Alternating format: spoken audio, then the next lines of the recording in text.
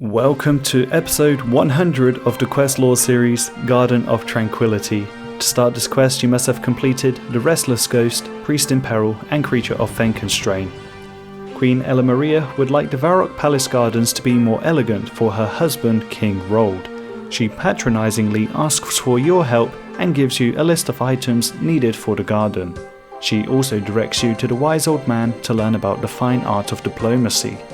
Before leaving, you put compost in the garden pots. The wise old man tells you that before royalty, Ella Maria used to be a barmaid at the Blue Moon Inn. You then tell him that you have the ring of Karos. Karos was Lord Draken's servant, a sophisticated diplomat, spy, assassin and negotiator who could convince anyone to do his wishes. He crafted a ring to help with that purpose and had the castle built in the north of Mauritania. Rumours say that he became overconfident in his abilities and tried to turn on Lord Draken, but had no effect for he is too strong, and now Karos is presumed dead.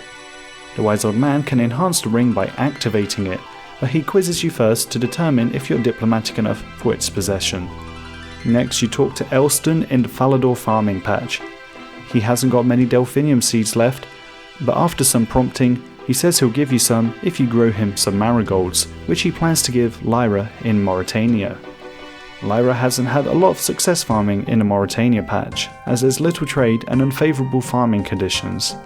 Also, as blood types are owed to the vampires, she's been luring young farmers to Mauritania to take the blood type in her family's stead. As she has no use for the yellow and pink orchid seeds, she'll give you to them after a test to grow onions, which you comply in doing so. In the Ardoin farming patch, Kragan is irritated that his services are always being used, but no one offers to help him, so you give him a helping hand. As there are already plenty of potatoes in the field nearby, and he doesn't need onions, he would like you to plant some cabbages in exchange for the snowdrop seeds.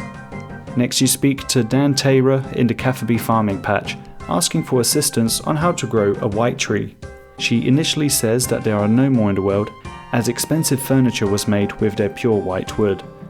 After being initially reluctant to talk, she eventually admits that there is now only one tree left on top of Ice Mountain.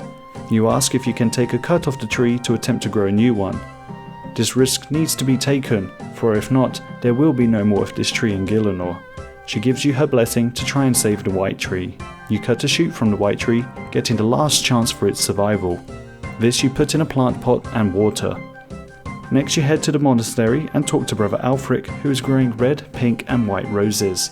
He can sense a powerful aura of persuasion on an item on you, so he asks you to throw it down the well in Edgeville, and that is exactly what you do.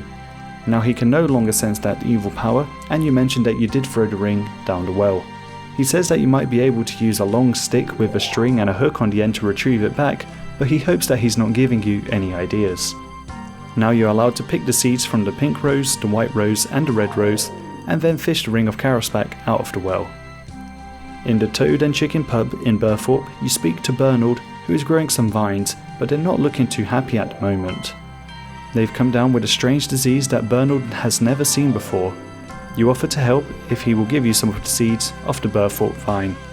You use some plant cure on the grapevines, but it doesn't make a difference as it's not strong enough. He directs you to Elaine, a druid gardener in Tavaly. Asking about a stronger plant cure, you learn that you can mix some crumbled rune essence into a normal plant cure. You use a hammer on the rune essence to make it into rune shards, and then you grind it with a pestle and mortar to make rune dust.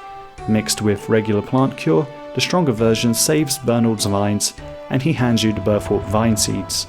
Back in the Varrock Palace garden, you rake the weeds and plant the vine seeds, the white tree sapling, and the pink, red and white rose seeds. By now enough time has passed for the marigolds to have grown, and you trade them with Elston for the delphinium seeds, planting these two. Queen Ella Maria gives you a trolley to push some statues. In Falador, you hope that the guards don't see you pushing the statue of Saradomin. Billy is a new knight on his first shift and asks Bob what his plans are for the weekend. But Bob informs him that the average guard only lives for 30 seconds. For no apparent reason, someone is going to kill them completely unprovoked. And now you push the trolley off the statue into the Varrock Palace garden, placing it on the plinth, and then you do the same with the king statue from Lumbridge Castle. Now the onions have grown, so you can retrieve the yellow and pink orchid seeds from Lyra, and the cabbages for the snowdrop seeds from Kragan. After these are planted and enough time has passed for them to have grown, Queen Ella Maria wants you to fetch King Rold, or as she calls him, Rolly, to see the garden. You show the king all the different flowers that you brought from around Gielinor, but initially he is ungrateful, claiming allergies, rashes, and saying that the white tree would make some great furniture. So Ella Maria knocks some sense into him and he shows gratitude. With that, the quest is complete. Completing this quest is a requirement for Swan Song. Join me next time where I'll explain the lore behind making history.